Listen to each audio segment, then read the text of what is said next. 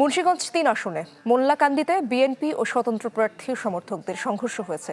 এ সময় ককটেল বিস্ফোরণ ও দুপক্ষের মধ্যে গোলাগুলি হয়।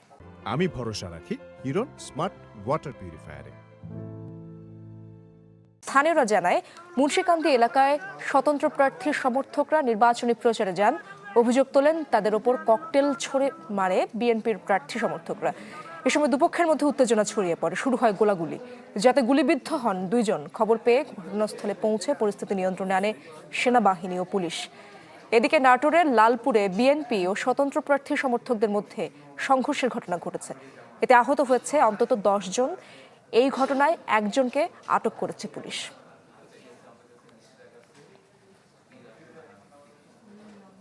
দর্শক, মুন্সিগঞ্জের যে সহিংসতার খবরাখবর জানাচ্ছিলাম তার আপডেট জানার চেষ্টা করব। শুভ ঘোষ আমার সাথে যুক্ত আছেন এই মুহূর্তে। শুভ, জানাবেন এই মুহূর্তে এলাকার পরিস্থিতি কেমন দেখতে পাচ্ছেন? পেছনে নিরাপত্তা ব্যবস্থা জোরদার করা হয়েছে দেখতে পাচ্ছি আমরা। সবশেষ আপডেট জানাবেন আপনি। ইসরাত, দেখুন, আসলে দফায় দফায় এই সংঘর্ষের ঘটনায় কিন্তু 3 জন গুলিবিদ্ধ হওয়ার খবর পেয়েছি আমরা। দরজায় যে সময় করা নাড়ছে নির্বাচন, ঠিক সেই সময়ে আসলে মুন্সিগঞ্জ সদরের মোল্লাকান্দি ইউনিয়নের যে মুন্সিকান্দি এলাকা রয়েছে, সেই এলাকায় কিন্তু বিএনপি প্রার্থীর সমর্থকদের সাথে কিন্তু স্বতন্ত্র প্রার্থীর সমর্থকদের একটি ধাওয়া পাল্টা ধাওয়া এবং সংঘর্ষের ঘটনা ঘটেছে।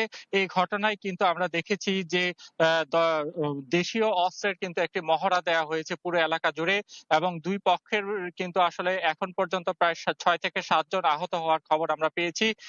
ঘটনাস্থলে কিন্তু পুলিশ, বিজিবির পাশাপাশি নির্বাহী ম্যাজিস্ট্রেট কিন্তু কাজ করছে। তবে এখন পর্যন্ত ঘটনার সঙ্গে জড়িত কাউকে আটক করা যায়নি।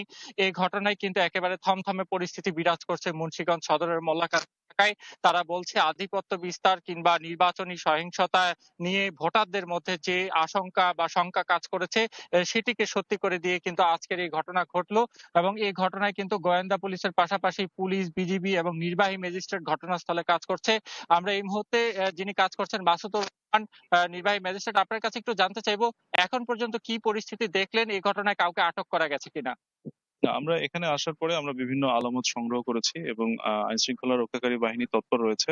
আমরা আইন অনুযায়ী যেভাবে ব্যবস্থা নেওয়া প্রয়োজন আমরা সেভাবে ব্যবস্থা নিব।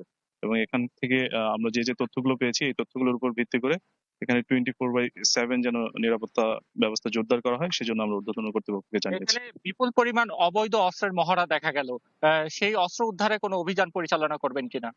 জি, অবশ্যই আমরা ফুটেজ গুলো পেয়েছি, সেই ফুটেজ গুলো নিয়ে আমরা কাজ করছি এবং আইন শৃঙ্খলা রক্ষাকারী বাহিনী এই অনুযায়ী তারা দ্রুত সময়ের ভিতরে পদক্ষেপ গ্রহণ করবে।